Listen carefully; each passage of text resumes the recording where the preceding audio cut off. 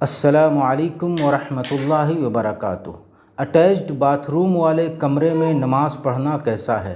اگر کوئی نماز پڑھتا ہے تو کیا اس کی نماز جائز اور درست ہے یا ایسی نماز مکروہ ہوتی ہے؟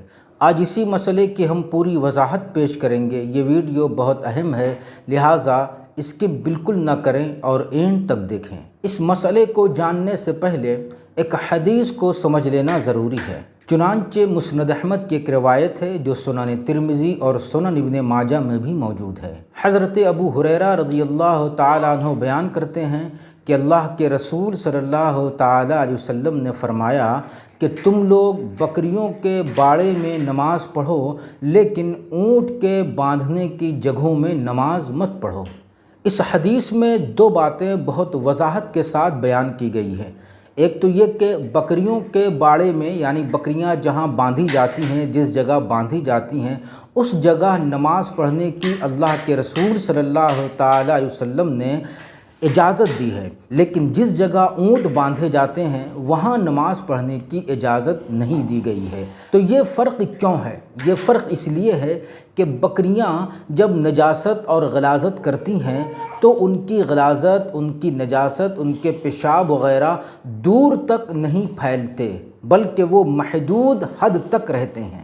لہٰذا جس جگہ وہ بکریاں باندھی جاتی ہیں اگر اس سے ہٹ کر کسی ایک گوشے میں کوئی نماز پڑھتا ہے تو چونکہ وہ جگہ ناپاک نہیں ہے، نجس نہیں ہے، وہاں ان بکریوں کی نجاست اور غلاظت، پیشاب کی چھینٹیں وغیرہ نہیں پہنچ رہی ہیں، اس وجہ سے وہ جگہ پاک ہے، وہاں نماز پڑھنے کی اجازت دے دی گئی۔ لیکن اونٹ کا معاملہ اس سے ذرا مختلف ہے، کیونکہ اس کی غلاظت، اس کا پیشاب پیخانہ وغیرہ دور تک پھیلتا ہے۔ اس کی نجاست اور اس کی غلاظت اس پوری جگہ کو گھیر لیتی ہے اور یہ اندیشہ باقی رہتا ہے کہ اس جگہ کا کوئی گوشہ، کوئی حصہ پاک نہ ہو۔ اس لیے ناپاکی، غلاظت اور نجاست کے اندیشے سے یہ حکم دیا گیا کہ اونٹ جہاں باندھے جاتے ہیں وہاں تم لوگ نماز مت پڑھو۔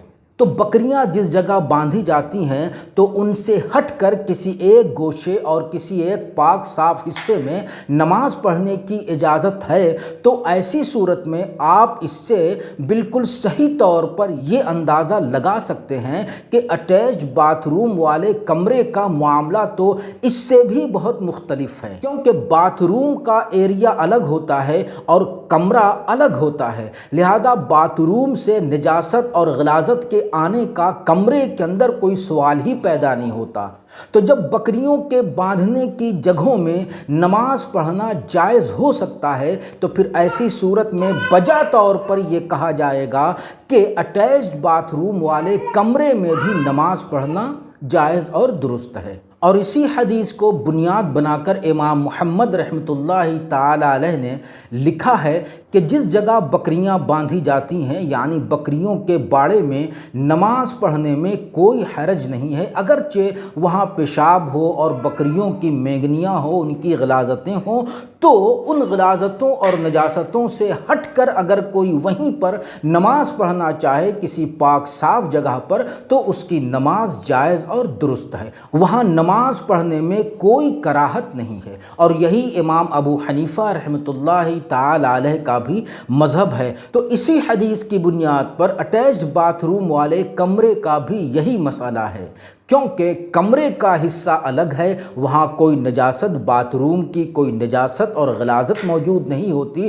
بلکہ باتھ روم میں تو ایک دروازہ لگا ہوا ہوتا ہے، وہاں سے کوئی نجاست، کوئی غلاظت، کوئی گندگی کمرے میں نہیں آتی ہے۔ لہٰذا کمرے میں جہاں چاہیں نماز بآسانی پڑھ سکتے ہیں اور یہ نماز بلا کراہت جائز اور درست ہے۔ تو محترم ناظرین، امید ہے کہ آپ نے یہ مسئلہ اچھی طرح سمجھ لیا ہوگا۔ والسلام علیکم ورحمۃ اللہ۔